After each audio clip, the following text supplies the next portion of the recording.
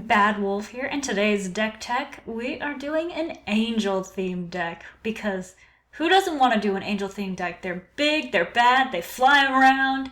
I guess demons would be also fun too, but mono white, I didn't have a mono white deck. So I gotta have a mono white deck of some sort. Land base starts off with 4 copies of Seraph Sanctuary. Life gain is awesome, especially against a burn deck. And we have one of those, and it's gonna be awful to play this deck against it because life gain just makes it.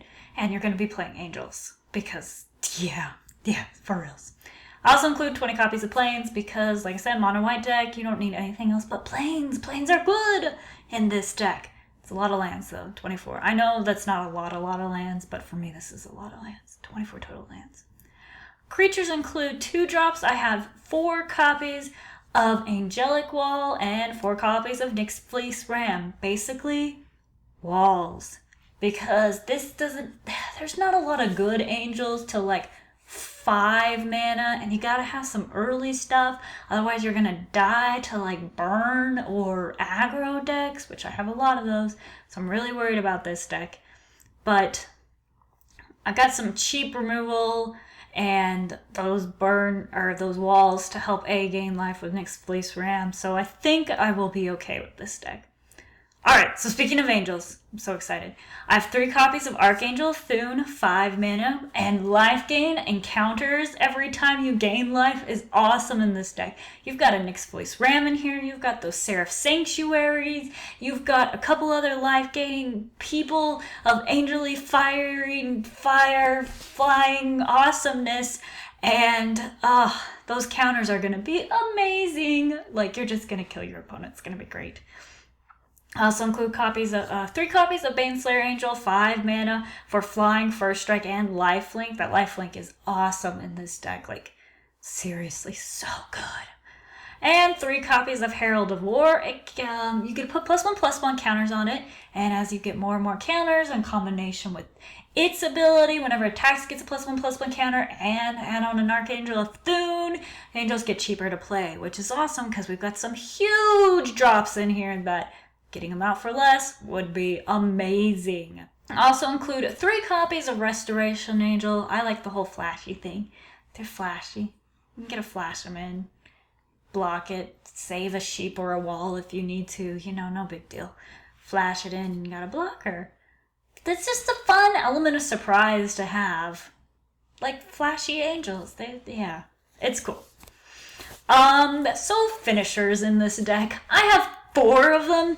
Two of each. 2 copies of Avacyn, Angel of Hope.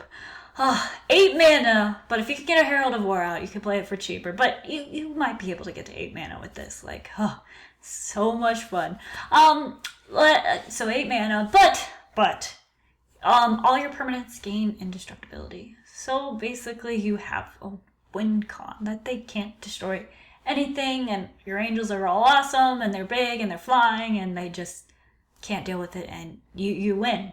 That's you play one of these, basically, you win. It's great. Other win con is more evil. But even though she's an angel, she's like a kind of really jerky angel, because she's just awful. Seriously, I've played against her in a Reanimator deck, and it was the worst thing ever to have her come out. She's 9 mana, Iona, Shield of Neria. 9 mana for a flying angel that, you get to pick a color and your opponent can't play spells of that color. So if they have, say a mono aggro deck of some sort, and you can get that out by cheating on like turn 2, your opponent's basically in tears the whole rest of the time if they don't scoop because they can't play diddly squat.